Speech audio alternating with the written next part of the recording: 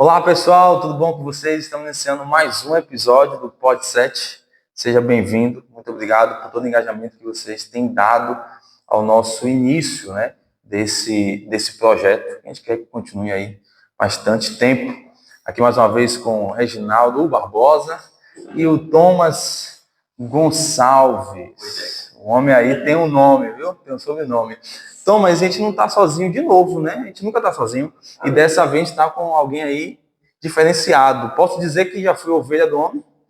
E posso dizer que é o meu orientador. Então, fala pra gente aí, quem é? Estamos aqui com o pastor Classi Virmes, uma referência pra gente, o senhor é...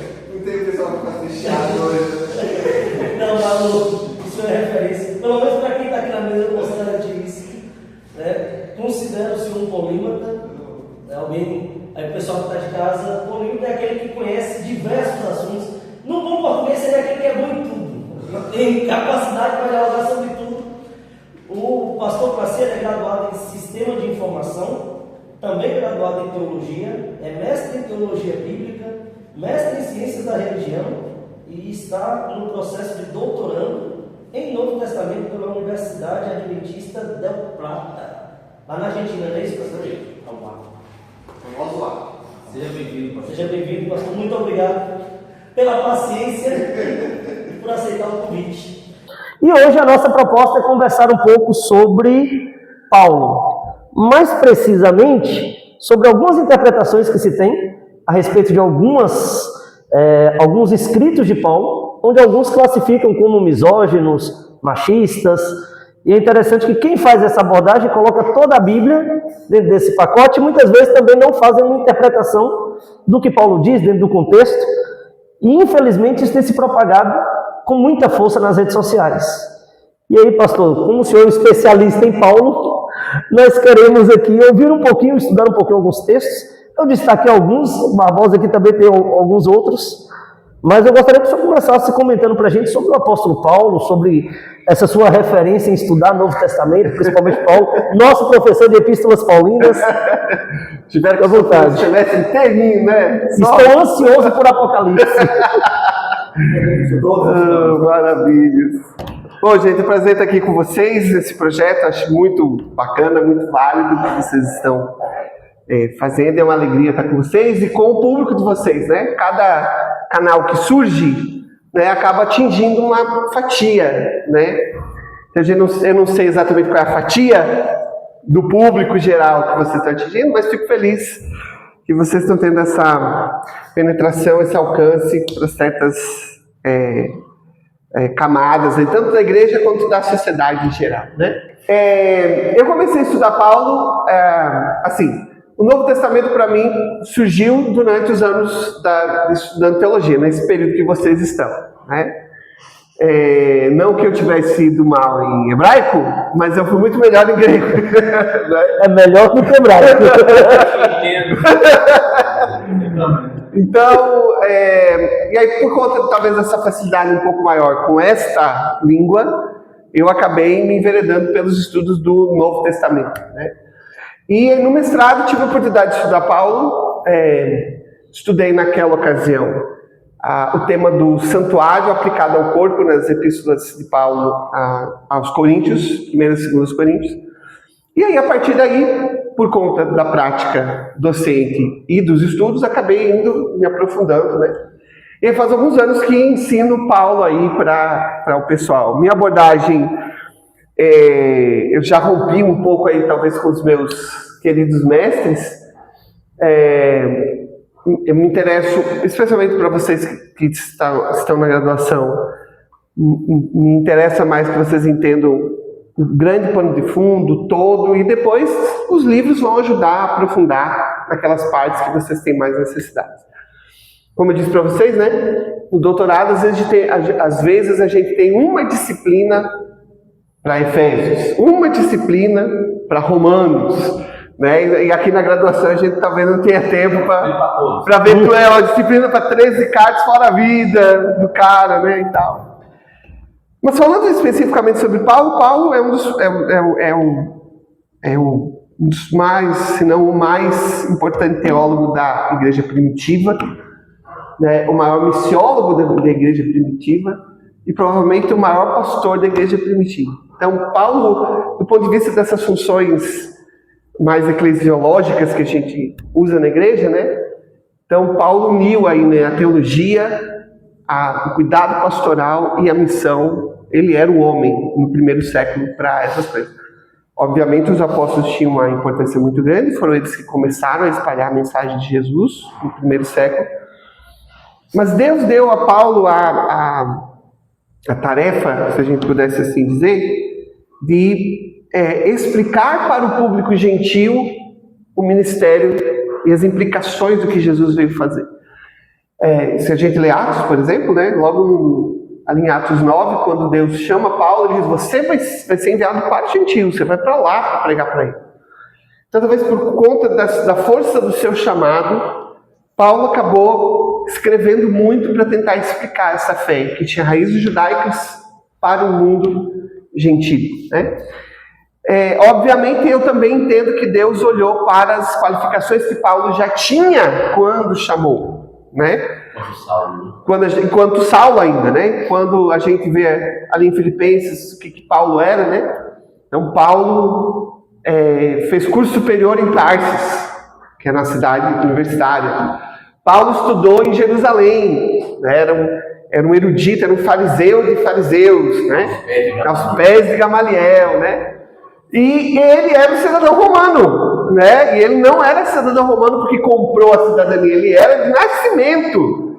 Então, Paulo tinha todas as qualificações para ser uma excelente ferramenta nas mãos de Deus para esse processo, né? Paulo escreveu 13 das cartas que nós temos no Novo Testamento, assim nós cremos. Vocês viram aí na disciplina que há muita discussão sobre a questão da autoria dos escritos paulinos, né? Há muita discussão, mas há muitas boas razões para a gente considerar esse corpo de 13 cartas como paulino. Então, nosso posicionamento em geral é aceitar como paulinas essas 13 cartas, ainda que a gente leve em consideração as discussões acadêmicas, aqui não desprezando que há bons argumentos também para as outras posições, mas não quer dizer que nós não tenhamos boas respostas para afirmar que Paulo foi o escritor. Inclusive, por algumas passagens que eu já soube que vocês vão me perguntar, né? Elas são, muitas delas são às vezes muito, não é que elas são problemáticas. Quando a gente usa a ideia problemática, vamos colocar isso no contexto, né? Ela é problemática para o público do século XXI e não necessariamente problemáticas quando elas foram escritas, né? Mas estou trazendo isso à tona simplesmente para dizer que alguns, ao longo do tempo, por acharem essas passagens difíceis de entender, a solução mais fácil era dizer: não, isso aqui não foi Paulo que escreveu. Isso não resolve muita coisa. Não resolve nada, né? Porque do ponto de vista da fé, está no texto. Então, mesmo que você não considere Paulo o autor, o texto é considerado sagrado. Então, você não resolve tirando a autoria paulina. Eu acho que a gente resolve tentando entender melhor Paulo naquele contexto. E aí, talvez, se eu pudesse deixar a brecha para a próxima pergunta, né, ou para a pergunta que vem em seguida, esse mal-estar, às vezes, que a gente tem com Paulo, vem, talvez, de uma leitura superficial do texto, tentando simplesmente entender Paulo no século XXI, ao invés de jogar primeiro o texto lá no primeiro século, entender o que ele significou lá, e aí trazer para os dias que a gente está vivendo. Porque não, isso acontece, a gente está falando de texto bíblico, isso acontece com praticamente todos os artefatos humanos que foram criados ao longo dos séculos. Lá em casa a gente gosta muito de ver Friends, que é aquele seriado ali do finalzinho do milênio passado, início desse milênio, né? Então, hoje, quando a gente olha certas coisas lá nos seriados, poxa vida, mas essa piada é muito sem graça, né? Poxa, precisava ter dito isso e tal. Mas naquele momento, você não pode julgar. Naquele momento fazia sentido. Fazia sentido. Agora, talvez não faça tanto sentido, né? E na Bíblia a gente tem as mesmas questões. Então, Acho que quanto mais a gente for lá para o contexto e entender o que está acontecendo lá, menos a gente faz uma má interpretação e mais a gente realmente tem coisas a dizer. Não, agora vamos realmente aplicar o que o texto está dizendo para a vida da igreja no século XXI. Pastor, antes de a gente realmente focar no Paulo, acho que é muito interessante essa introdução, mas como o senhor falou, a gente quer entender Paulo na visão do século XXI. Então eu queria entender, queria que o senhor pudesse explicar para a gente que prisma é esse que o século XXI tem em relação ao tema que nós vamos tratar mesmo em cima. Não só Paulo, mas como é que hoje a visão, a pressuposição que se tem hoje no século XXI, não só sobre a palavra de Deus, mas sobre a questão da posição da mulher, da posição do homem, da questão cultural e sociológica, o quanto isso tem implicado na forma como se vê os escritos de Paulo. Acho que a gente consegue, né, Thomas, a gente pode fazer essa... Começar a conhecer gente da cultura. Exato, porque aí a gente vai e a gente traz, que aí ficaria mais bem construído para o público compreender. Legal. Lógico.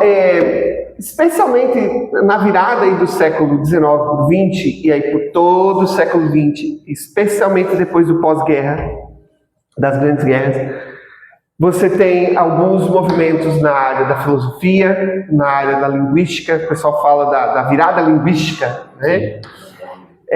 E da sociologia.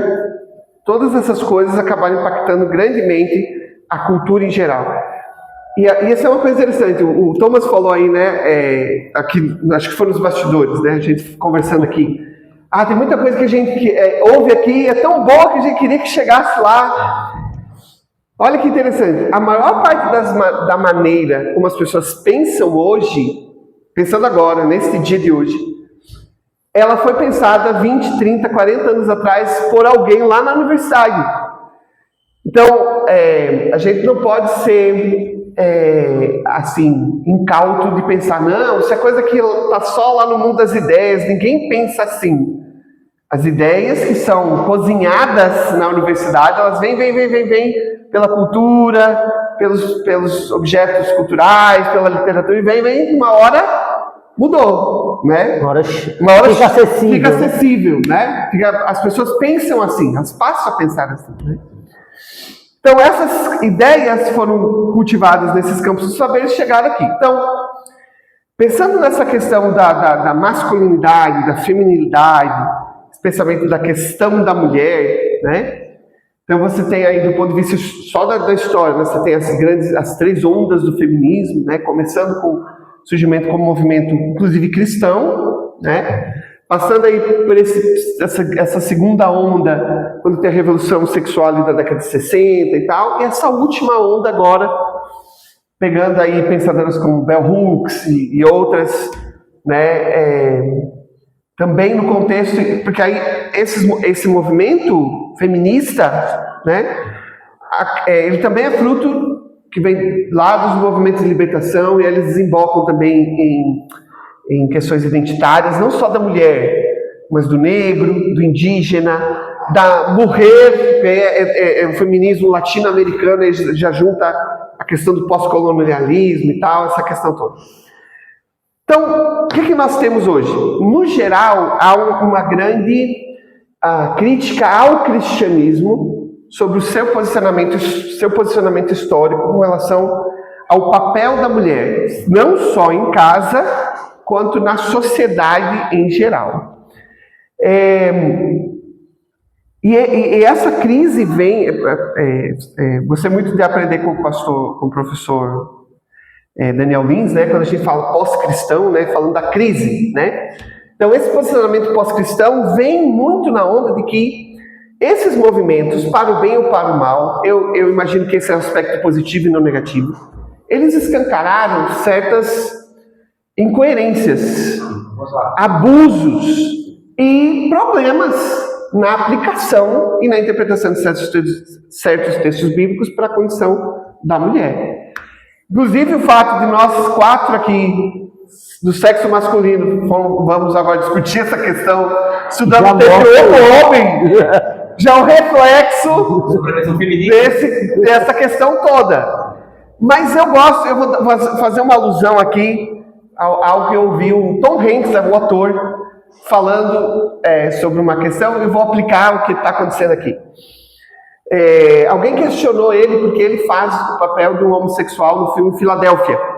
E ele não é, ele é casado, enfim. E aí ele disse, naquela época, seria muito difícil um ator homossexual assumir um papel assim, porque ele teria muito mais problemas. Agora a gente não tem mais esse problema, vamos deixar que os homossexuais façam os papéis que lhes cabem, né? Então, eu acho que a gente está aqui porque a conjuntura é essa, mas eu gostaria que no futuro, mais dessas conversas sobre essa questão, tivesse as nossas alunas, nossas teólogas, né? Sim. Não só da igreja de fora dela, que trabalham de maneira equilibrada com o texto e também se engajam com essa questão, né? E pensando nessa questão, nós temos muitas teólogas adventistas.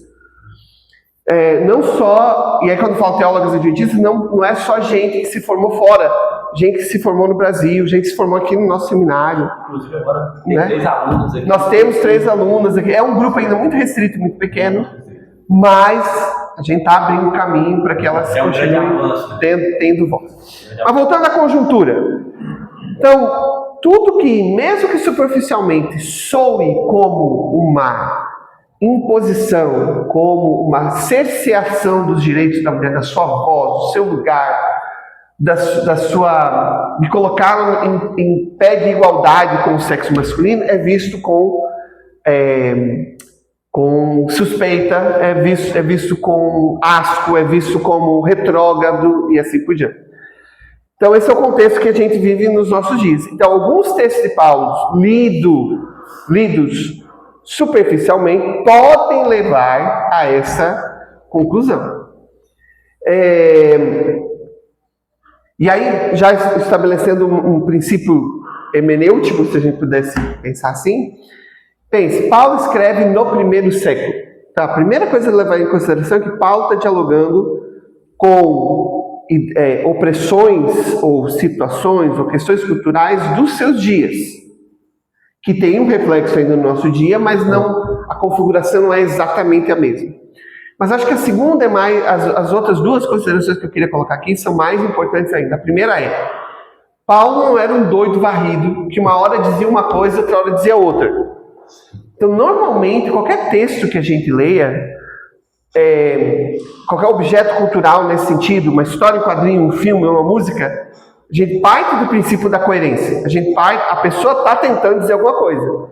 Se há ambiguidade, se há coisas paradoxais, se há coisas que parecem contraditórias, talvez haja uma intenção. O que ele está querendo dizer com isso? Né? Você tem essa ideia.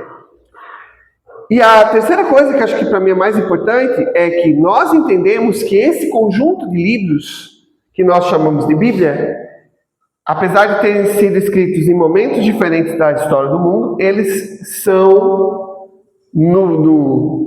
na mais profunda acepção da palavra, compatíveis. Eles não estão uns contra os outros. Inclusive, Paulo é um leitor do Pentateuco. Ele é um leitor dos profetas. Ele é um articulador dessas ideias à luz da vinda de Jesus. E diversas vezes ele cita, né? Exato. Muitas citações. Exatamente. Então, Paulo não é ele não está jogando por terra tudo que ele aprendeu da Bíblia só porque Jesus veio. Na verdade, ele está lendo de novo a Escritura como Jesus ensinou. Que Jesus lia as Escrituras à luz dele. Paulo vai fazer agora a mesma coisa, vai ler as Escrituras a partir de Jesus. Só que o que acontece, que é muito interessante e a gente acaba vendo em alguns dos textos, em que imagina a gente vai conseguir discutir aqui. Paulo parece estar justamente tentando fazer uma leitura que não seja enviesada pela cultura que o cerca, sim, mas sim realmente levar em conta o que o texto lá está dizendo, a implicação dele para aquela realidade. Exato, o desafio que ele tinha naquele momento. E a gente... E hoje também... Mesma coisa, né? Então, eu acho que os cristãos em geral, pensando aqui no cristão médio, tá? Não só certas elites intelectuais dentro do cristianismo, mas o cristão médio, em muitos momentos, lê o texto como uma ferramenta para oprimir alguém. Seja mulher, seja o negro, seja criança, seja uma pessoa que é diferente dele, por qualquer razão, mais novos, mais velhos, de outra etnia, tá? Os próprios homens, tá? Então, porque isso é do ser humano, a gente não presta não, gente. A gente quer, se a gente puder usar uma ferramenta, vai dar uma chapuletada em alguém, a gente vai usar. E quando o cara é crente, ele quer usar a Bíblia para fazer isso, né? E não é isso, não é para isso que a Bíblia serve, né? Então, nessa conjuntura, dessa denúncia contra a opressão da mulher, é que surgem esses questionamentos de certos textos bíblicos. E aí, antes da gente avançar, eu queria só dizer uma coisa. Eu acho que a denúncia está certa. Muitas denúncias que foram feitas, que são feitas, contra a maneira como muitos cristãos lidam com a mulher, a denúncia está certa. Eu acho que às vezes as soluções não são as melhores. Porque as soluções não são soluções bíblicas. Acho que esse é o problema, né? Muitas das soluções são sociológicas, são filosóficas, no mau sentido da palavra, não no bom sentido. É simplesmente partir de uma ideologia, não, agora a gente tem que fazer assim porque é assim que a sociedade vê agora a questão e tal. Acho que essa não é a melhor solução. O que eu entendo dos anos que eu tenho estudado a Bíblia, inclusive essa questão, é que a Bíblia é coerente e ela dá um quadro muito equilibrado, mas que ela é contracultural não só para um lado da questão, que quer tirar todas as barreiras, como se não houvesse diferenças entre homens e mulheres, quanto ela bate também nesse cara que quer usar a Bíblia como um objeto de opressão contra contra o outro, seja esse outro quem quer que seja. Então, a Bíblia e Deus, acho que nesse sentido, ele não está nem aí com o que a gente pensa sobre a realidade. Quer dizer, a minha realidade, o que a minha vontade para vocês é essa. E às vezes é um lado que vai se ofender, às vezes é o outro lado que vai se ofender. Eu creio que a gente, especialmente como adventistas, e aí pensando no nosso posicionamento como adventistas, a gente se esforça para ser bíblico. E às vezes se incomoda um lado, às vezes se incomoda o outro, às vezes incomoda os dois. E não tem problema, que a gente quer ser coerente com a Bíblia. E aí dá tudo certo. E aí entra essa parte, já fiquei quase que uma dica. Você que é adventista e que ainda não está desse jeito, está problematizando as situações e levando para ideologias, siga a Bíblia, busque ser o mais bíblico possível. Então, antes de a gente ir lá no texto bíblico, até para o povo poder compreender, a gente não vai tratar exatamente essa questão de feminismo, machismo, não é esses termos. A gente quer mais tratar sobre isso. A gente pode até usar, porque, por exemplo, hoje se fala muito de misoginia. Quase que não sai. Misoginia, né? E eu achei interessante, estava pesquisando, segundo o site Brasil Paralelo, que parece que é um termo que ele vem da origem grega, que vai dar a ideia de ódio. É ódio e gene é mulher, né? Ginecologista e tal. É Guiné, perdão, pastor. Eu trouxe para o português. O homem é do grego aqui. Eu não comentei nisso, mas foi o nosso professor de grego. É nosso professor de grego aqui, né? Então, eu estou trazendo em português. Pastor, como seria em grego, então, a palavra? Você sabe? Então, assim, eu trouxe no negócio português. Mas a ideia é o seguinte: é como esse tema ele é forte. Porque ele realmente quer trazer essa ideia de não é só de maltratar no sentido até fraco da palavra. É ódio mesmo. Ódio mesmo, que esse tema começou a surgir lá no século XVII, ali na Europa. Então, realmente, pela história, o pessoal fala que houve uma peça de teatro, de comédia, para falar que a mulher, que a natureza pecaminosa é só da mulher, que a mulher é horrível, é desonesta por natureza. Então, é terrível quando você pesquisa a história que está por trás disso, e que, infelizmente, traz esse pressuposto sobre algumas coisas que nós vemos na palavra de Deus. E quando eu falo nós vemos aqui. Até a gente pode cair nisso, né? E aí, então, a gente vai começar a falar dos textos agora. Essa é uma outra preocupação que a gente tem que ter quando lê o texto. A gente acha que sempre vai neutro pro texto. Não, todo mundo vai enviesado, mas a gente é neutro. Não, a gente precisa lembrar que a gente também vai com pressuposições. Então, é muito mais eficaz ler o texto e dizer assim, e pedir a Deus, Senhor, me ajude, porque eu estou indo com esse pressuposto, mas será que é isso mesmo? Me ajude a confrontar meus pressupostos se eles estiverem errados, do que você ir com essa ideia, não, eu sou isentão, eu não vou fazer uma leitura enviesada do texto. Não existe isso. Mesmo a nossa leitura que nós vamos fazer aqui de algumas coisas, é a leitura minimamente adventista. Pode ser que outras confissões cristãs vão ler o mesmo texto e chegar a conclusões talvez em alguns detalhes diferentes e tal, e a gente pode olhar para elas e pensar, eu acho que está certo nisso, errado isso, e eles vão olhar para elas, acho que acertou aqui, mas acho que errou aqui, porque nós, esse empreendimento que a gente vai fazer, querendo ou não, é humano. Sim. O texto aqui é divino, nesse sentido, mas não nossa interpretação. Nesse e falando de texto... Existe uma pergunta, que eu queria saber se o senhor consegue, se o senhor acha que vai responder com um texto, ou se dá para a gente responder aqui, se mesmo que a misoginia, o termo em si, né, só um termo, quem sabe que isso já existia, vem aparecer só no século XVII, a gente consegue ver na Bíblia resquícios disso, né, da época lá? Eu acho que esse cuidado que você está trazendo, Antônio, é importante. Eu não posso simplesmente importar certas categorias ao texto bíblico sem critério. Tá? Agora, há certas categorias que foram desenvolvidas, termos sociológicos, filosóficos. Quando eu digo hermenêutica bíblica, não tem nada, na Bíblia não existe a palavra hermenêutica. Mas hermenêutica não é interpretação? Isso é um conceito filosófico. Mas ela ajuda a explicar o que eu estou fazendo com o texto, quando eu estou tentando ler, explicar e aplicar. Misoginia é a mesma coisa. A misoginia existe. Ela está aí. Acontecia no passado, mas não era esse o nome que se dava. Mas acontecia. Agora, a misoginia aparece na Bíblia? Aparece. Mas ela não é defendida na Bíblia. Mas ela aparece. Que é outro problema que também, dependendo da interpretação que se dá, que vai muito para um lado do pêndulo, apareceu na Bíblia esse retrato. Então, a Bíblia é má, feia, ninguém deve ler. Teve uma autora no século XX, né, Phyllis Tribble, que escreveu um livro chamado Textos de Terror. Ela foi catando na Bíblia todos os textos que, na visão dela, oprimiam as mulheres. Então, por exemplo, a história da filha de Jefté, né? A concubina lá do sacerdote lá em Juízes. Né? É bem complicado esse texto de Juízes. Então tem uma série, e aí ela tá vendo esses textos usados. E ela tá certa, os textos foram usados para isso, muitos foram usados para cercear as mulheres e tal.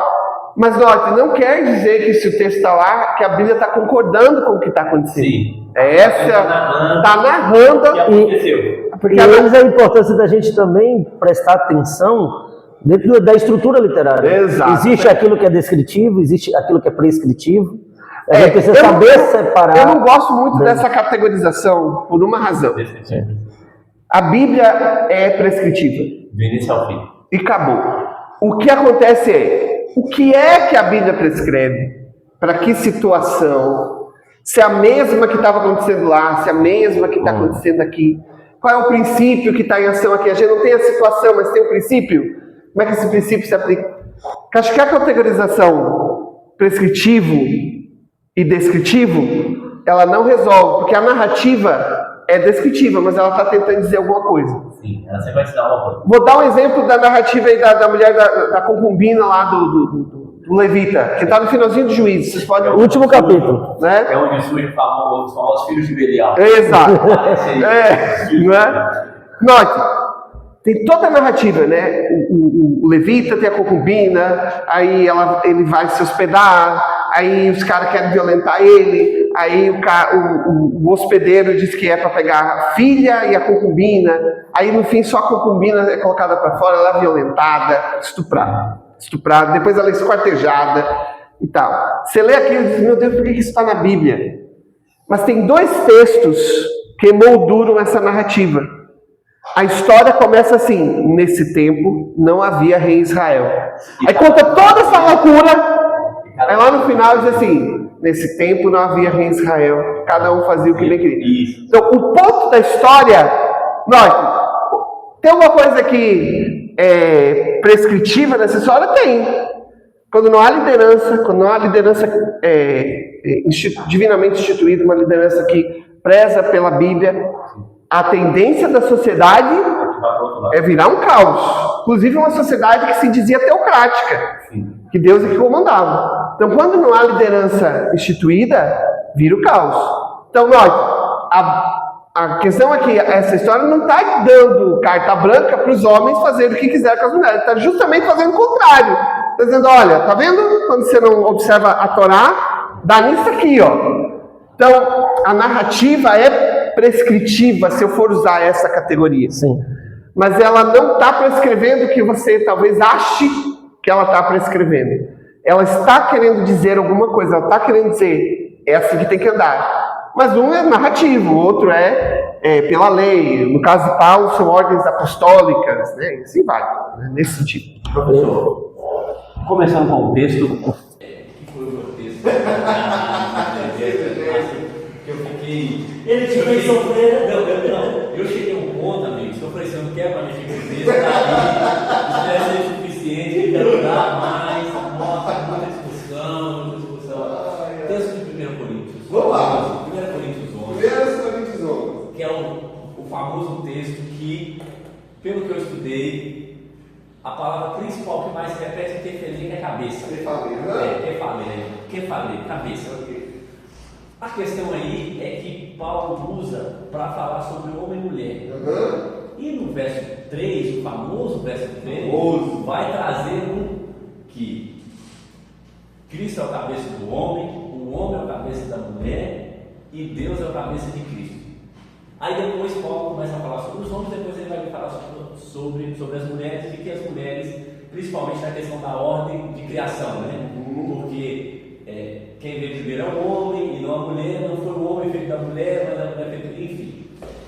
Mas o verso principal, que é o verso 3, quando eu fui estudar, alguns, a vertente mais tradicional teológica, né, eles defendem que isso aí é uma questão hierárquica mesmo. Paulo está estabelecendo o sistema hierárquico. Outros vão vir depois e vão dizer, não, vão trazer a questão da fonte. Paulo está apenas dizendo quem é gerador de quem. E aí os mais novos vão para uma outra interpretação, que é a questão de preeminência, alguém que se destaca em grupo.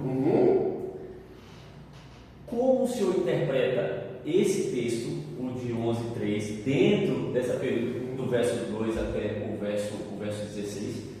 E Paulo ele está querendo falar sobre o que ele está realmente dizendo, que o homem é superior à mulher? Porque eu acho que essa é a dúvida que você tem. Quando você está dizendo que o homem é superior à mulher, a mulher tem que se subordinar ao homem. Me deu vontade de perguntar para ele como foi que ele interpretou o que você escreveu sobre isso. Não, nós somos bem.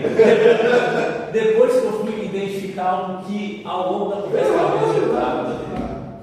Gente, então olha só. Vamos começar com a questão da cabeça. Só para colocar algumas coisas aqui. Talvez não esgote a interpretação, mas bases mínimas. A palavra cabeça, a palavra que eu falei, na literatura bíblica e extra-bíblica, ela não é usada só para uma coisa. Como se mostrou aí 3 possibilidades de interpretação mínimas. 3 níveis de interpretação de teólogos. Alguns teólogos vão dizer que há 7 possibilidades de entendimento da palavra que falei, a depender do texto. Que falei é cabeça. Ela nasce com essa ideia. Simplesmente esse órgão dos animais e dos seres humanos que está em cima do pescoço. Então, quando diz lá que Maria mostrou os cabelos da cabeça, é o cabelo da cabeça dela. Não tinha nada metafórico, não tinha nada teológico nesse sentido. Ela simplesmente é literal, a cabeça, né? Agora, aqui nesse texto especialmente, Paulo está trabalhando com que falei no sentido teológico, que falei no sentido figurativo, que falei no sentido de representante e que falei no sentido literal, de fonte. E a literal, porque ele está falando de cobrir ou não a cabeça. dos homens, né? Então, o que dificulta é porque, como a gente está tentando fazer a exegese do texto, exegese no sentido de extrair do texto o que o texto está querendo dizer e tal, e às vezes no intuito de ser muito cirúrgico, no sentido de aqui significa isso, aqui significa isso, a gente perde o fato de que Paulo está trabalhando ele está jogando com esses significados para transmitir a mensagem dele, que é o que todo pregador faz quando faz um sermão, faz um trocadilho, né? Faz uma aliteração, usa uma poesia, que usa aquela palavra e tal. Nota, a gente mexe com os significados para transmitir a mensagem. Então, concordo com você que falei é a palavra que está girando ali. A grande questão é que a questão que Paulo está tentando resolver não é sobre o papel da mulher na igreja. Essa é a grande questão. O que Paulo está tentando resolver está a partir do verso 6. O problema que Paulo está tentando resolver está a partir do verso 6. Porque se a mulher não usa o véu, nesse caso, rapa o cabelo, mas se lhe é vergonhoso. Porque a verdade é que o homem deve cobrir a cabeça por ser a imagem. Então vem toda essa discussão sobre usar ou não o véu na cabeça. Então, se a gente começa pensando que esse texto não é sobre qual é o papel da mulher ou do homem na igreja, já começa a facilitar a nossa vida. Porque se eu entendo que Paulo está tentando resolver uma questão, que era uma questão cultural, que estava atingindo o culto da igreja, eu não preciso ficar discutindo se que falei a fonte, se que falei a autoridade, porque Paulo não está lidando com essa questão. Porque, olha, se eu digo simplesmente que falei é autoridade no sentido de subordinação, e digo que a cabeça, que Deus é o cabeça de Cristo, eu acabei de ser um subordinacionista em relação à divindade. E vocês já aprenderam com o pastor Genilton Que a gente não pode. que não é assim que funciona, né? Não pode cair nesse. Você forçar o texto para tornar uma das pessoas da divindade inferior em qualquer aspecto da outra, a não ser uma subordinação funcional, que ele tratou lá com vocês, uma questão lá da teologia sistemática. Economia da Economia, né? Também não é o que Paulo está tentando discutir aqui. E quando ele vai discutir aqui que o homem é a cabeça da mulher, Deus é a cabeça de Cristo, e Deus o cabeça de Cristo, ele está falando de representatividade. No que Paulo vai discutir aqui, que ele vai discutir a questão do homem e da mulher no culto, já vou explicar por que ele está falando que o homem é a cabeça da mulher, porque ele é o representante, ele está ali para representá-la, e ela, por sua vez, é a glória do homem. Sim. E nós, a gente fica muito pegando o pé. Paulo está dizendo que o homem é a cabeça da mulher, mas Paulo disse que a mulher é a glória do homem. Tem um texto que eu acho muito interessante, que diz que a mulher é a coroa. Eu até falo, o que é aquele em cima? Né? Então, note, de um lado parece que Paulo jogou a mulher, mas do outro ele está jogando a mulher lá para cima. De novo, porque esse não é o ponto de Paulo. Paulo não está querendo estabelecer esse aqui é melhor, esse aqui é pior. O que está acontecendo aqui na igreja? Pense na sociedade em Corinto. A maior parte da igreja era gentílica, ou seja, não tinha costumes judaicos nesse sentido. E nessa época, uma mulher de bem usava um véu na cabeça. Sim. Porque tinha implicações culturais. Cultural. Uma mulher de classe não saía na rua com a cabeça descoberta. E o homem não podia sair com o seu cabelo grande, que é o que o Paulo está. Mesma discussão. Exatamente. Dentro desse aspecto histórico, professor, tem linha com a questão da prostituição sacerdotal? Tem alguns autores que vão discutir a questão do culto lá no Acrocorinto, no tempo de Afrodite e tal, que ele vai falar sobre as mulheres que raparam o cabelo, né?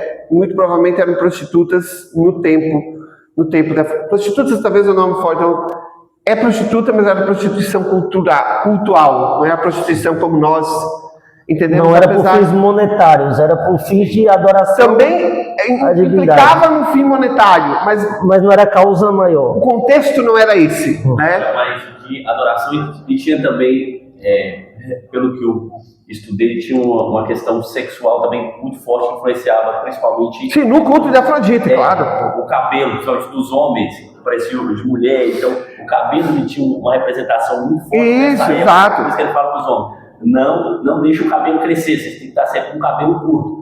Porque também, dentro da cultura romana, os caras tinham cabelo curto, as outras culturas, os homens, né? Os homens. A figura masculina. Exato, exatamente. Porque cabelo comprido era só para nazireu, entre os judeus, e caras que não eram servos de Deus, que usavam cabelo grande. Então Paulo queria tirar os coríntios dessa mistura. Falou assim, ó, a gente não consegue... Note, de novo, é uma questão social. Sim, é questão social. Paulo tá... O que está acontecendo então? Agora as mulheres iam para o culto, e havia já na cultura, especialmente nas classes mais abastadas, a tendência de algumas mulheres muito abastadas questionarem o costume. Que realmente, do ponto de vista do costume, olhando só para o costume, sem as camadas sociológicas, culturais e religiosas.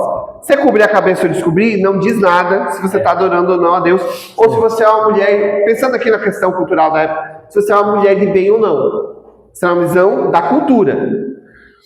Então, algumas mulheres da alta sociedade começaram a quebrar essa barreira e não usar mais a cobertura. Principalmente as mulheres romanas. Ricas. Que gostavam de exibir os seus belos penteados. Exatamente. Tá? Então, note, você está na transição cultural.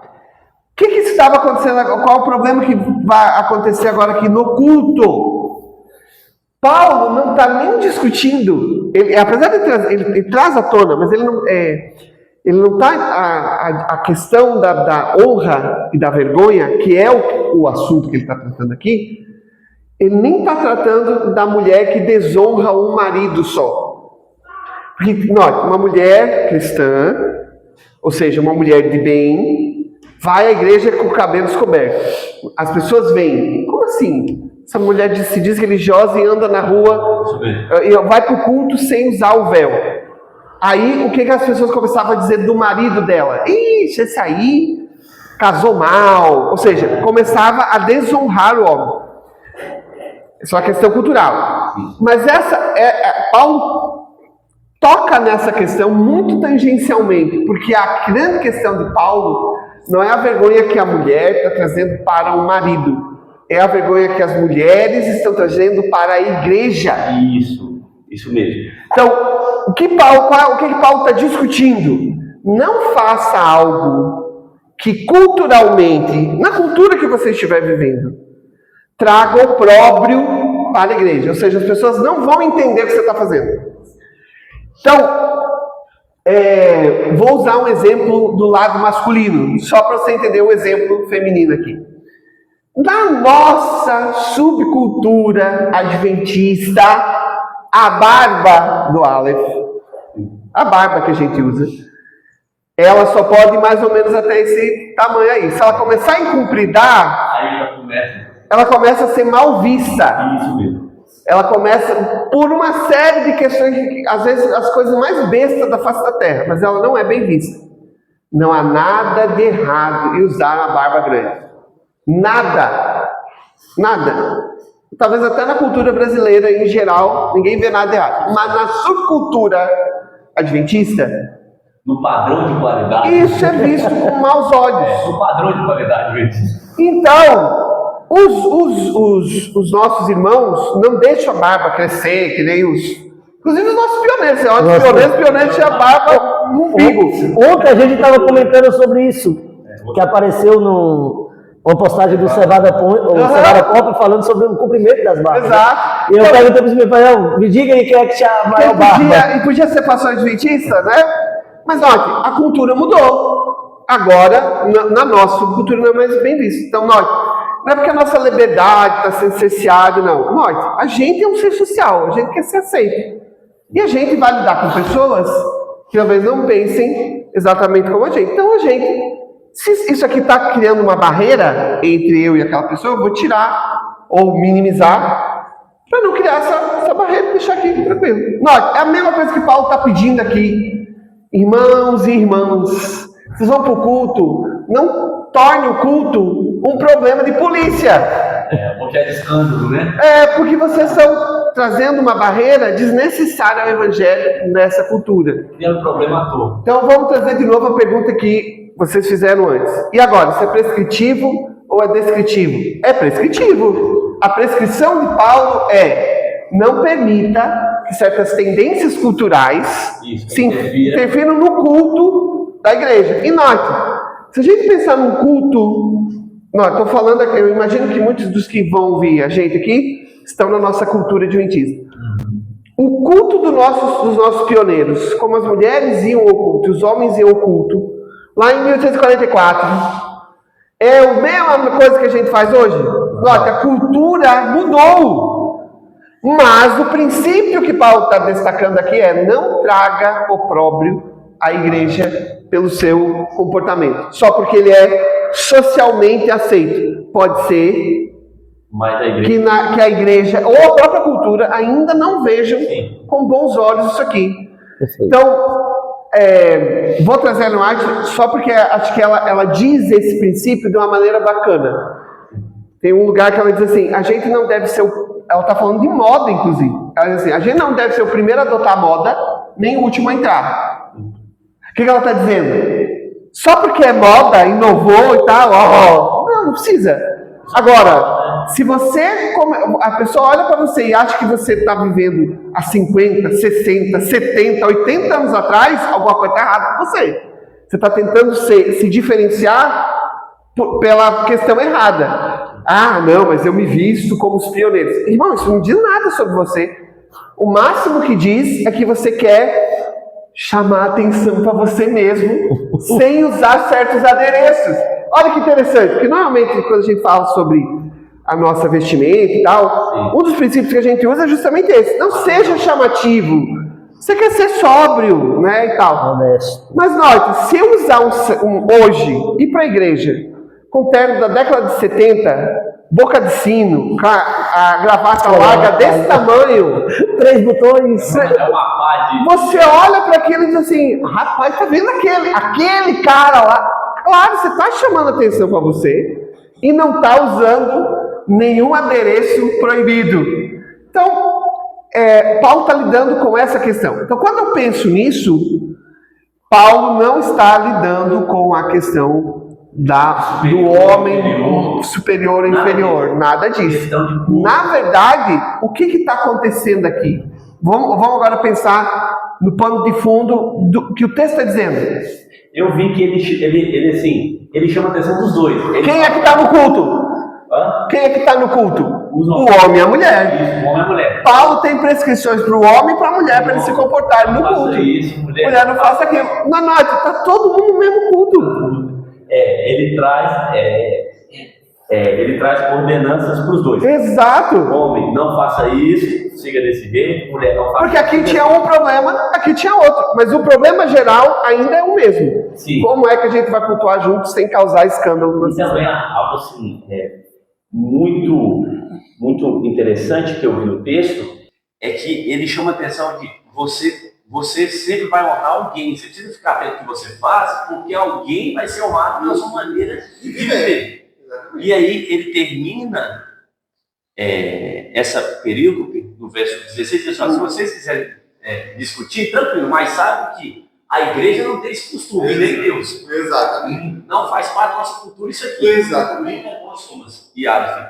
E do véu da mulher era algo que era conhecido até fora do judaísmo, porque os romanos, a cultura romana diz que quando a mulher usava véu, eles nem mexiam com ela, eles nem chegavam perto, eles sabiam que aquela mulher era uma mulher decente. Ela usava os véus social, até na cultura não judaica. Exato. E aí, como você olha, você precisa, mulher, seguir isso aqui. Filho de Alexandria, ele vai trazer algumas críticas a homens que deixavam o cabelo crescer. Porque existia essa questão histórica dos homens, que cabelo branco para questão afeminada. Então, esse modo de dizer, homens não deixam o cabelo crescer. Porque culturalmente existe essa visão. Mulheres não deixam, porque existe essa questão cultural. Então, siga dentro dos moldes cristãos, ou dos moldes da igreja, para que tudo ocorra bem como o professor disse. Eu achei muito interessante que várias vezes se citaram a ideia de honra, vergonha. Também nós fizemos a exegese, né, sobre um dos textos de 1 Coríntios, deixar bem claro. A sala inteira, Pedro. Não, deixar bem claro. Para você Quem está assistindo, todo mundo. Quem está assistindo não sabe. junto com o TCC. E aí todos nós vimos a questão do contexto histórico, mas assim, mas acabou que... Eu sou irmão conosco, nós temos uma aqui. Obrigado, professor, não tem fácil.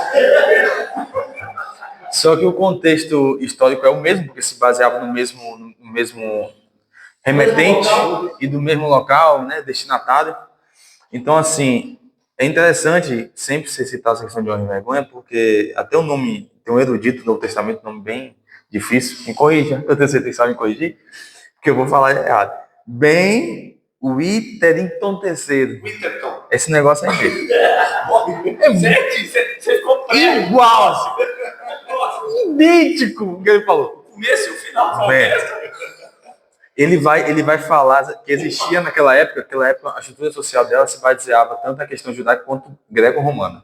Que isso, cara? Então, acabava que pelo lado greco-romano, o helenismo ali, eles tinham essa cultura que o erudito do Novo Testamento ele vai chamar de honra e vergonha. Isso, exatamente. Que não importava o objetivo. Aí a gente vai trazer a ideia, por exemplo, de Jesus na cruz. Não importa se Jesus na cruz ele fez isso para me salvar. Importa se isso causou vergonha ou honra. Então acho que Paulo também está, quando ele fala sobre isso, está tratando nesse texto também sobre essa questão. Não importa se é para mostrar que é rico, para mostrar que se tem a questão de adoração ou não. Naquela cultura, o povo da cultura vai olhar aquilo como honra ou como vergonha. É o que o Paulo traz. E isso... Que causa desonra a sua cabeça. E isso é bastante para o seguinte. Eu sempre olho, eu gosto de olhar a Bíblia, inclusive na época do nosso saudoso pastor Jonathan, eu fiz uma exegese sobre o terceiro mandamento. E ali, no meu estudo, eu consegui identificar algo bem interessante. Essa preocupação de Deus com a questão do testemunho. Então, se a cultura me vê como um cristão sendo uma coisa vergonhosa, logo eles vão ter o cristianismo como algo vergonhoso. Então, acho que o contexto é nesse aí que o Paulo... E aí eu vou puxar a sardinha pro meu assado agora. Quando você vê um homem batendo numa mulher, ou humilhando uma mulher, ou dizendo que ela não pode isso ou aquilo, no contexto da adoração e tal, e aí você pergunta para ele, vem cá, mas por que você faz isso? Porque eu sou um cristão? Você está desonrando o cristianismo, porque o cristianismo não prega isso. Note, o cuidado aqui há coisas que para nós é honrosa, mas que é desonroso para o mundo. Casar, por exemplo. Há alguns círculos na sociedade para os quais casar é desonroso. É uma pessoa, você se submeteu à cultura patriarcal do século XXI, você ainda está presa aos grilhões do machismo e não sei o que, não sei o que. Então é desonroso para ele, mas não é desonroso para o cristão. Ele vai continuar casando, ele vai continuar fazendo isso. Você ser modesto na sua vestimenta, especialmente no contexto do culto. Né? Hoje, então, a gente vive dias assim de que as roupas hoje é objeto de... Então, às vezes você vê certos cultos, e não estou falando aqui de calça, de nada disso. Estou falando, a pessoa vai para o culto, nossa senhora, todo mundo sabe que ela chegou no culto. Todo um aparato, né? Cheguei lá agora para cultuar e tal. Aí vem a moda evangélica, a moda não sei o quê. Isso é desonroso. Mas o cristão vai continuar na modéstia, na sobriedade. Não tem de ver com calça necessariamente, ou saia, ou camisa polo, ou camisa comprida. Mas o contexto é que vai dizer. Sim. Então, nós estamos falando de Bíblia aqui nesse contexto, do jeito que nós estamos, o pessoal que vai conseguir ver a gente, está tudo bem. Provavelmente não irei assim para o culto do sábado de manhã, não. Porque mudou o contexto. Isso mesmo, exige. Mas a sobriedade, a modéstia continuam. Note, não é modesto ir à praia de terno e gravata. É até estranho, né? Não é modesto. Porque se você vai assim para a praia, a fim de se divertir, sei lá fazer o quê, você está sendo imodesto, você está querendo chamar atenção para você. Então, muito provavelmente, quem está vendo vai achar que tem algum problema ali. Não, já vai olhar, ali tem algum distúrbio, tem algum, normal, está fora do seu juízo. Está fora. Ou é o extremista que está aqui. Exato, exatamente. Isso é vergonha, a gente está trazendo ao próprio. Então, por isso que é aquilo que a gente falou no início. A gente tem que se esforçar para ser bíblico. E ser bíblico, às vezes, é vergonhoso, mas às vezes não precisa ser. Há muitas coisas que o cristianismo concorda com a cultura. Por exemplo, apesar de a gente viver uma cultura de excessos, há muitas partes da sociedade que constantemente estão condenando os excessos. Poxa, por que a pessoa gastou tudo isso numa bolsa? Por que a pessoa fez isso? Nós, como cristãos, a gente quer dizer, nós concordamos com você. Achamos isso vergonhoso. Agora, quando um cristão faz isso, que é não só contra o princípio bíblico, mas também é contra a cultura, ele traz o opróbrio para o cristianismo todo. Não sei se vocês viram, esses dias saiu um videozinho de uma menininha, alguém diz, você está vestida como crente. E a menininha pirou. Não, sou crente não. Qual é a imagem que ela devia ter uns 3 ou 4 anos. Que imagem ela tem de um crente? O que ela acha que é um crente? Alguém assim? Alguma coisa está errada. Então, acho que faz parte, a gente estudando a Bíblia, a gente resgatar o que significa ser cristão e viver realmente como cristão.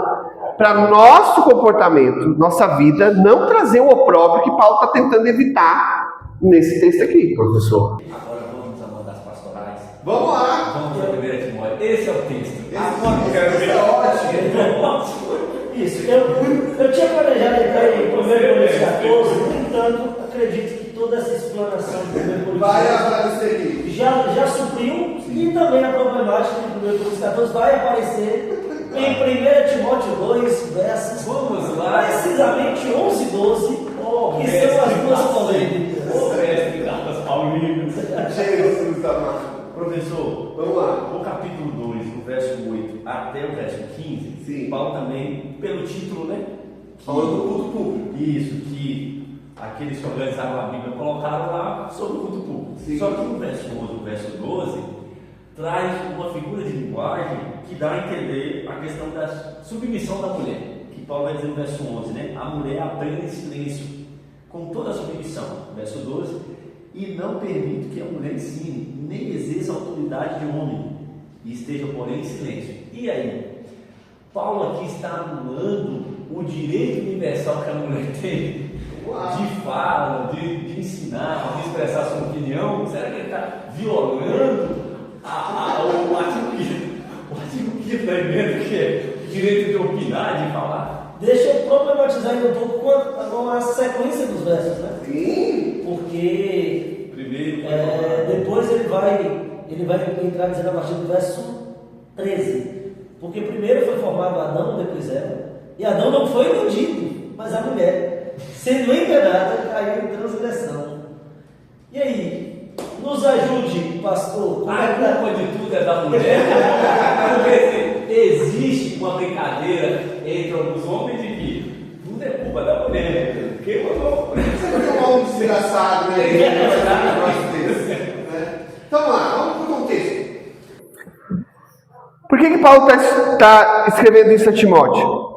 Paulo deixou Timóteo para cuidar da igreja em Éfeso. Éfeso tem uma série de problemas culturais, né? E um deles, tem 3 coisas acontecendo aqui em Éfeso que vai afetar as pastorais, essa pastoral que Paulo escreve para Timóteo. Primeiro é o culto de Ártemis. Ou seja, havia ideias pagãs que estavam tentando se imiscuir na igreja. É aqui em 1 Timóteo que Paulo diz para Timóteo assim: não faça sua teologia com base em fábulas ou mitos ou coisas desse tipo. Por quê? Porque isso fazia parte do contexto. Há alguns estudos que mostram, por exemplo, que o mito de Ártemis, da caçadora, né, tal, ele era tão propagado em Éfeso que alguns achavam que aquilo era história. História no sentido de historia, do grego. Lá de Heródoto, de Tucídides, assim por diante. E Paulo dizia, não é por aí. Com relação ao judaísmo, você tem Paulo parece estar indo contra certas vertentes judaicas que diziam que a mulher não podia ser ensinada a Torá. Inclusive tem um rabino, que esqueci o nome agora, que dizia que se você ensinar a Torá para a mulher, ela vai se tornar voluptuosa, ela vai se tornar assim, uma mulher dada a extravagâncias e assim por diante, só porque ela aprendeu a Torá. Não sei de onde tirar isso. E você tinha no contexto de Paulo um proto-gnosticismo. Voltando ainda na questão judaica, com o Filo de Alexandria que você citou aí e outros autores, havia uma tendência nesse momento a colocar a mulher, Eva, a subverter a história de Gênesis e dizer, não, a mulher foi criada primeiro. Ela é a causadora dos problemas. Inclusive, mudando a ordem da história da criação. Sim. E no proto-gnosticismo havia essa ideia, não, o conhecimento é que salva. Então, você é salvo não pelo sacrifício de Jesus, é salvo pelo conhecimento. Mas também havia um detrimento do casamento e do ter filhos, que é um asceticismo extremo. Que a gente vê em Colossenses, por exemplo, né? Não toqueis, não proveis. Isso era um lema ascético. Como se você não pudesse comer nada normalmente, porque não, você tem que mortificar o corpo e tal. Então, casar-se e ter filhos era visto com maus olhos pelos proto-gnósticos e depois pelos gnósticos para frente, porque o que mais importa é o conhecimento. Estou dando esse pano de fundo, por quê? Porque quando Paulo vai tratar disso aqui, a primeira coisa em vez de a gente pegar o negativo, vamos começar pelo positivo. Antes do em silêncio, qual a primeira coisa que Paulo diz sobre as mulheres? A mulher... Capítulo 2... Verso 10. Verso 11. A mulher aprenda. Note, Paulo já começou a revolucionar a coisa. Porque antes, na maior parte dos ciclos, inclusive nos ciclos pagãos, você não ensinava as mulheres. Inclusive, o grau de alfabetização das mulheres, em geral, era muito baixa. E mesmo na cultura pagã, era muito abaixo do que dos homens. Apesar de haver uma discussão dentro do judaísmo para as meninas, pelo menos, aprenderem a ler, nem todo mundo concordava, tal. Mas no paganismo, normalmente as mulheres não eram ensinadas, nem a ler. Normalmente, só se você fosse de classe média, se a gente pudesse usar classe média como um delimitador sociológico nesse período, mas você tinha que ter uma certa condição para as mulheres serem incentivadas ou até terem direito de aprender a ler e escrever, aprender a ter essas coisas. Normalmente só mulheres muito ricas é que tinham esse privilégio. Então note o que Paulo está dizendo aqui. As mulheres é para aprender. Só que o pessoal se incomoda com o em silêncio. A palavra que Paulo está usando aqui, em silêncio, não quer dizer você só fechar a boca e não pode falar nada. Porque essa expressão em silêncio aparece em alguns escritos judaicos dizendo de todo estudante, quando você for aprender, aprenda em silêncio. Por quê? Porque no ambiente da educação, vamos puxando aí para a parte da educação, alguém tem que ensinar e alguém tem que aprender. Se você está aprendendo, fique na sua. Não, o que Paulo está dizendo não é silenciar a mulher que ela não pode falar nada. Ela diz assim, calma, irmã. Você vai aprender. Não precisa você ficar questionando a autoridade que ele está ensinando. Note, Paulo em nenhum momento está dizendo que é o homem que está ensinando as mulheres. Podia ser uma irmã mais experiente. Podia ser um apóstolo, podia ser um mestre. Mas a questão é que ela está aprendendo. Então, se você está aprendendo, você se contém.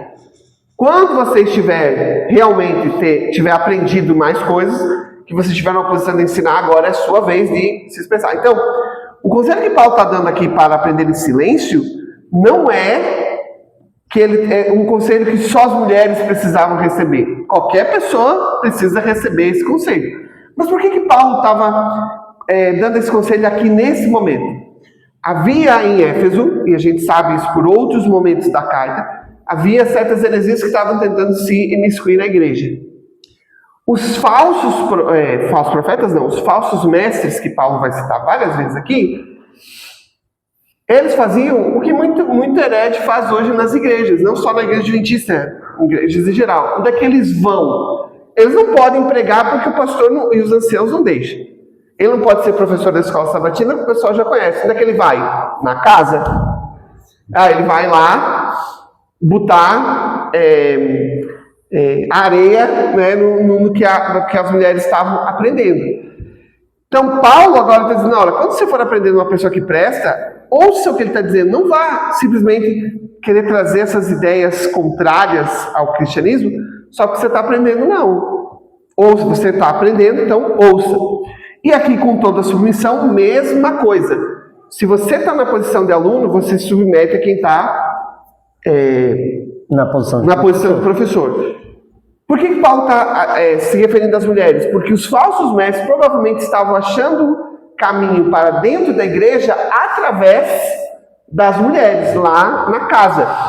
E esses ensinos estavam vindo para a igreja. Tá?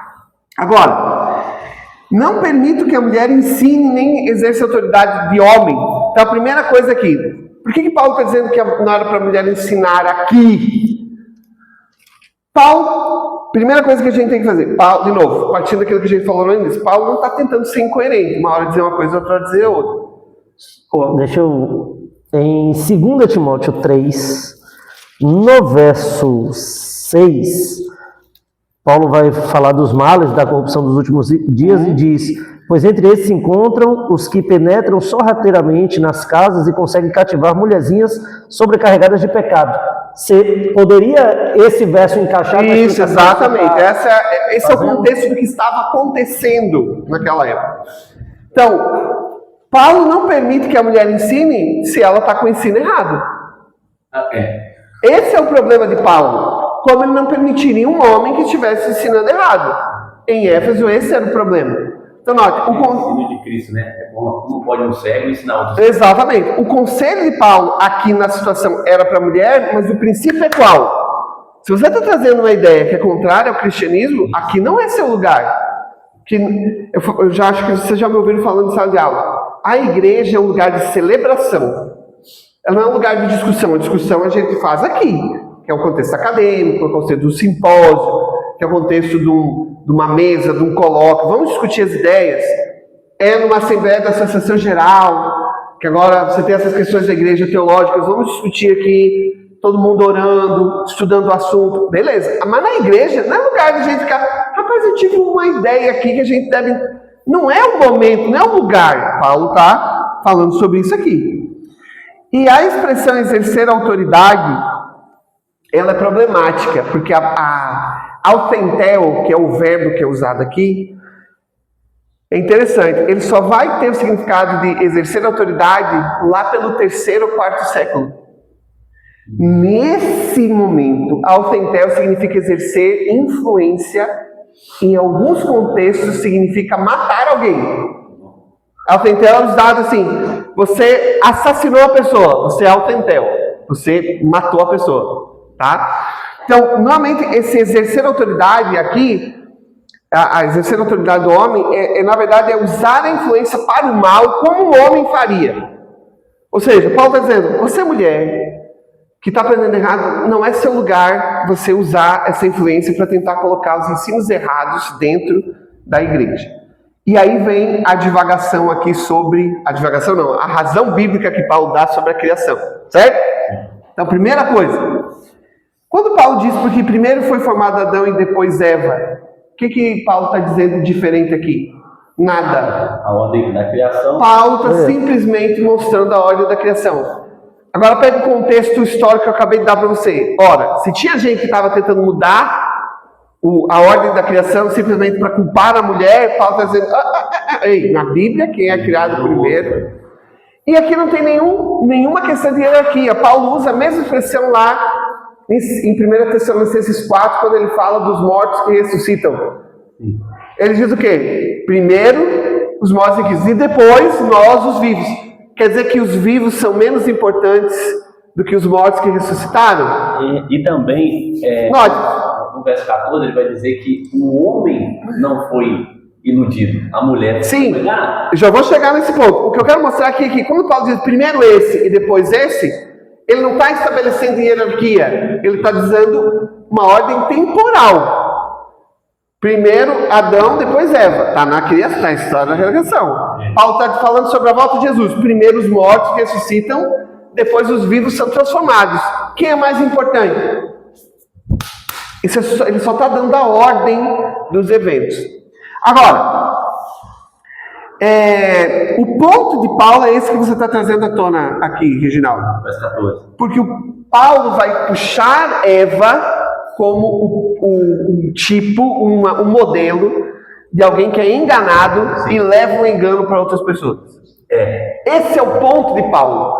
Paulo está dizendo assim, Eva foi enganada. A próxima coisa que ela fez foi lá enganar outras pessoas. Não seja Eva.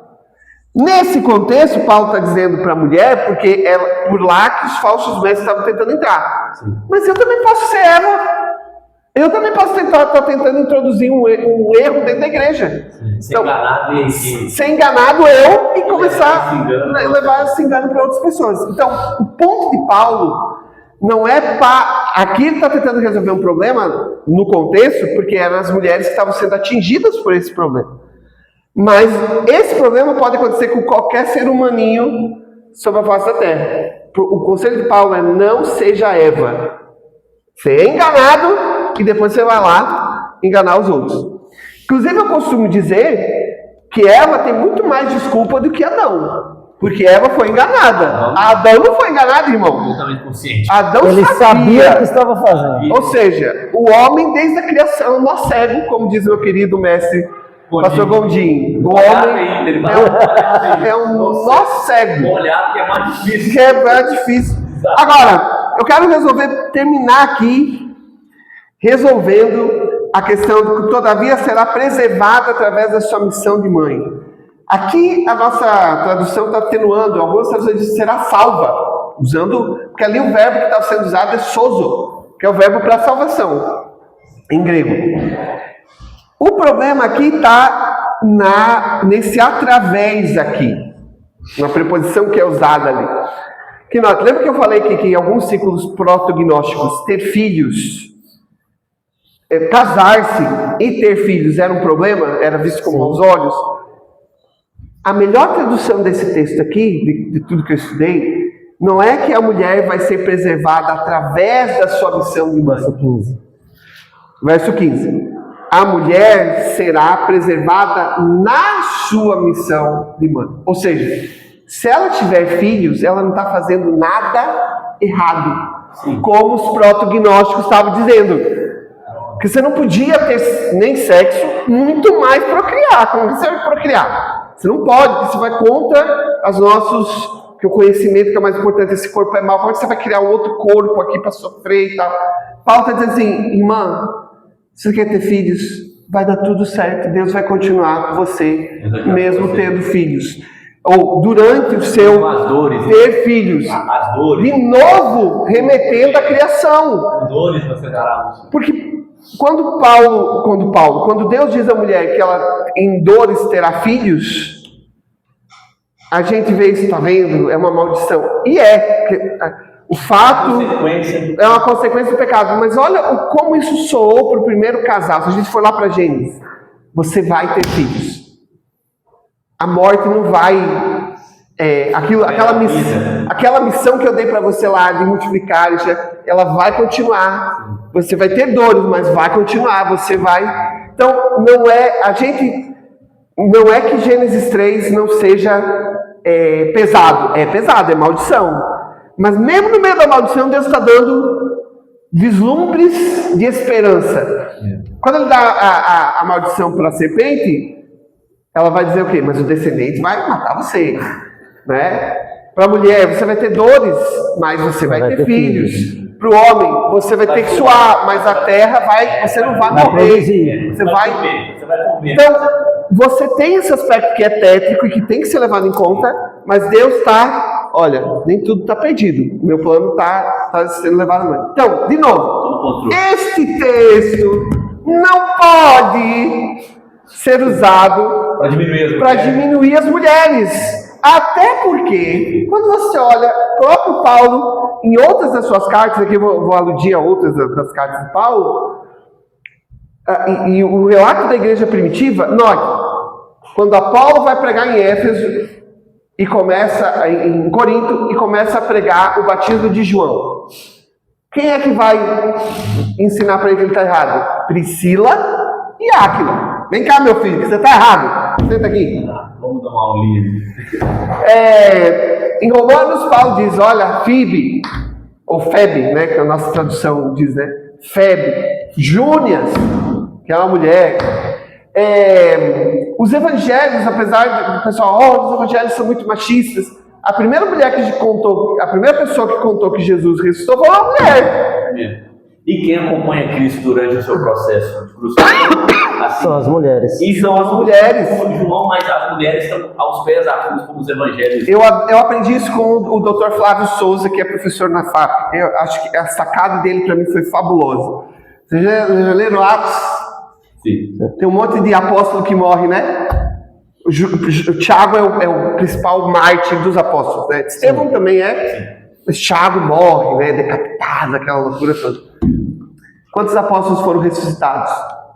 Nenhum. Mas Dorcas foi. Uma mulher ressuscitada. Porque o que ela fazia para Deus era mais importante lá. Não é que mais importante, estou diminuindo os homens. Não.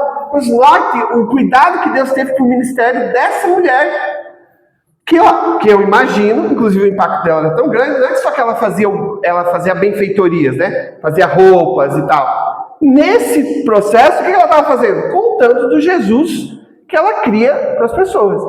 Então, na Bíblia, você não tem em nenhum momento a mulher sendo cerceada dos seus dons espirituais. E aí, voltando lá para 1 Coríntios, que é o texto que a gente estava discutindo, Sim. 1 Coríntios 11 está discutindo essa questão, mas tem 1 Coríntios 12, 13 e 14, que Paulo vai falar da distribuição dos dons na comunidade, e não tem distinção de sexo. Homens e mulheres recebiam o dom de apostolado, de profecia, de línguas, de fé, de todas as coisas que Deus dá. E aí, qual é o ponto de Paulo? Deus dá os dons como lhe aprouve. Sim. Ou seja, dá pouca vontade dele. Eu quero que a mulher seja, pronto, é ela que vai receber. Então, você não tem isso. Até porque Paulo não pode ser incoerente com Gênesis 1 e 2. Então, quando a gente estuda Gênesis 1 e 2, ultimamente eu tenho lido muito sobre isso. Gente, Gênesis 1 e 2 é a planta baixa, é o projeto de Deus. Tudo que vem de Gênesis 6 para trás, para frente, não é o ideal. Não é assim. Não. Então, É Deus consertando. ele está as tentando coisas. remendar, mas ele está tentando levar você de volta para lá. Aí o pessoal diz assim, não, mas está escrito na Bíblia que o desejo da mulher vai ser para o seu marido. Irmão, isso é depois da queda, praga. Não é o plano de Deus. O plano de Deus é os dois. E quanto mais perto disso, melhor. De novo, e aí eu gostei muito dessa que você está dizendo, Thomas. Deus está tentando Encaixando o homem pervertendo. o homem e a mulher pervertendo isso aqui. Deus está tentando consertar. Esse é o problema que estava acontecendo aqui. Acabou sendo as mulheres que estavam sendo usadas pelos falsos mestres. Paulo falou para elas. Quão prescritivo isso aqui é? Isso é prescritivo para todo cristão. Você está sendo usado, você está sendo enganado? Você está estudando a Bíblia e realmente questionando pela Bíblia certas ideias? Você está sendo enganado, sabe que foi enganado, ainda está espalhando engano para as pessoas? Ah, mas eu sou um homem. Irmão, tem um monte de homem enganado por aí, falando bobagem na internet, na mídia social e assim por diante. Então, o princípio permanece. O que Paulo está ensinando é tão prescritivo lá quanto é agora. Só que lá é o problema com as mulheres. Hoje as coisas com mulheres, com os homens, com crianças, com velho, com adulto, com criança, em geral. Paulo teve o prazer de aprender os sinais de Gamaliel e nós aos sinais de classe mídia. Que pena que a nossa conversa já está chegando ao fim. Vocês precisavam de gente melhor. Você é o homem certo. O homem ideal para o momento. Como diz, né? É o homem do nosso tempo. Para trás com conjuntura. O mundo está perdido. O mundo vai igual e olha. Tá pra frente, só lá pra... Só a igreja.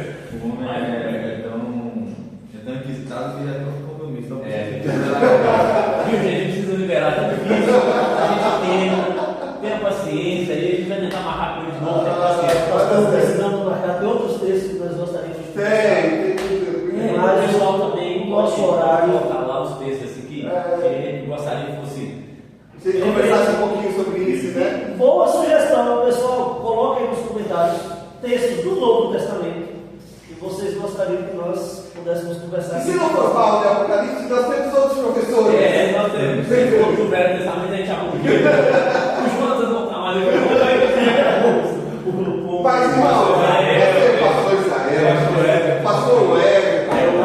Trazer o pastor Israel aqui vai ser massa. Vai, pastor Israel. Pronto, esse é o nome para estar aqui falando para vocês. É o Richard Lorina que eles falam.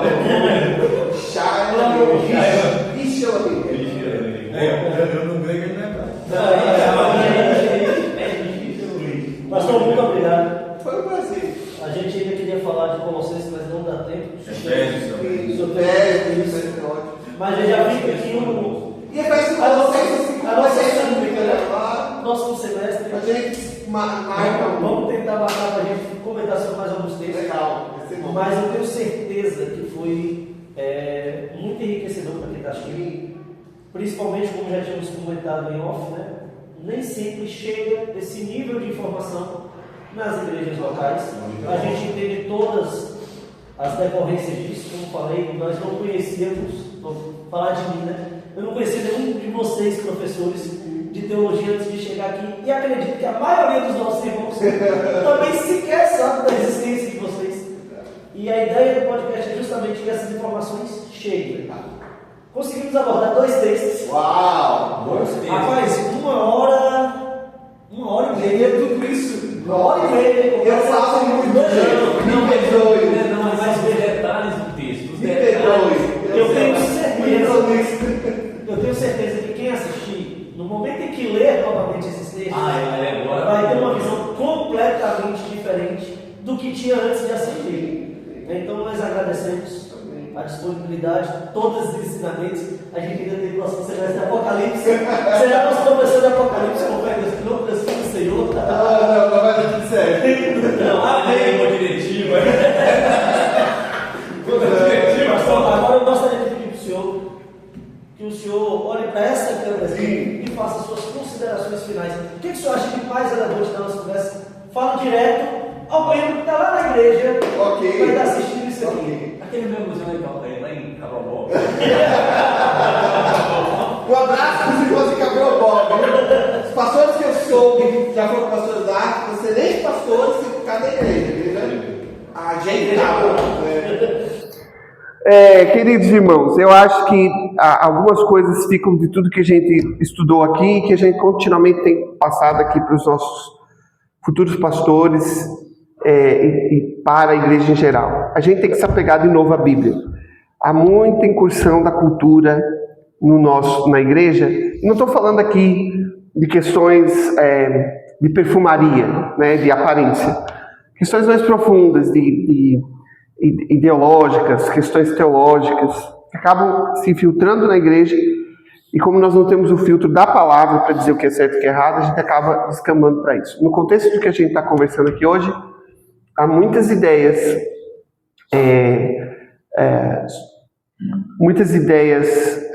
perversas sobre violência contra a mulher, violência contra o próprio homem, contra o ser humano, o outro, né? Contra os pobres, contra os negros marginalizados, contra o estrangeiro, que estão entrando, às vezes, na igreja, e a gente precisa da palavra para combater essas ideias. A segunda coisa que eu diria isso aqui é só um começo, isso aqui é um bate-papo de 1h30. Vocês viram aí os nossos queridos apresentadores, eles passaram um semestre para começar a estudar esses assuntos. Eles leram muitos livros, estudaram o texto no original, eles começaram a caminhada e vão se aprofundar. Nós temos hoje muitos materiais, os pastores estão preparados para responder essas perguntas. Então, na dúvida, há livros para você ler, os pastores vão poder auxiliar vocês nessa jornada. Hoje nós não temos mais falta de materiais do que ler. Há muita coisa para ser lida. O que nos falta, muitas vezes, é realmente a disciplina de vou parar e vou ler sobre esse assunto, vou estudar sobre esse assunto. Obviamente, nem tudo se resolve só assim, mas eu garanto a você muita coisa é resolvida simplesmente pela leitura de bons materiais. A igreja tem bons materiais, só a nossa igreja tem, os cristãos em geral têm produzido muitos bons materiais. Se eu pudesse indicar para você 2 livros, só para você ler, os 2 saíram pela Casa Publicadora. Um é o Interpretando as Escrituras e o outro é a Hermenêutica Bíblica, saiu recentemente aí, é um livro desse tamanho. Alguém dirá para mim, pastor, mas é caro esse livro. Irmão, quando é importante, a gente coloca dinheiro. Então, se conhecimento bíblico, se aprofundar na palavra de Deus é importante, você vai fazer um plano. Obviamente, eu não quero que você corrompa o seu orçamento, mas faça um plano. É caro, faça um plano para guardar um dinheirinho durante 6 meses, 1 ano, não tem problema, mas adquira os materiais, sente, leia, para você ter mais profundidade na sua abordagem bíblica. E por fim, irmão, não permita que você seja um instrumento de Satanás para perpetuar ideias que são contrárias à Bíblia na sua prática, no seu ensino e no convívio com a igreja. Na Bíblia, homens e mulheres são criados à imagem e semelhança de Deus. Na Bíblia, homens e mulheres têm o mesmo valor. Na Bíblia, todos foram resgatados pelo sangue de Jesus. E na Bíblia, todos eles têm um lugar na missão de Jesus. Não usemos nada, nem a Bíblia, nem estruturas da igreja, nem projetos, nem qualquer outro tipo de coisa que diminua nem o homem, nem a mulher. Cada um deles tem um espaço, de acordo com os dons espirituais, para levar a obra de Deus à frente. Que nós sejamos instrumentos como Jesus fez, como Jesus foi, de união, de elevação, de transformação, para que homens e mulheres e homens, exerçam os seus dons, cumpram a sua missão, e muito em breve a gente possa ver Jesus voltando nas nuvens do céu. Que Deus abençoe vocês. É impossível você não ter dado o joinha até agora. Não tem como. Ó, dá o like, se inscreva, compartilhe. Você percebeu que são realmente temas importantíssimos que tem que chegar até você e a outros também. Não tem como. Você pegar uma coisa e compartilhar. Isso não é cristianismo. Mas você precisa compartilhar aquilo que é bom. Então compartilhe o nosso podcast, que está sendo de grande valia para a gente, para vocês também. Então, mais uma vez, obrigado, Thomas. Galera. Até a próxima volta e até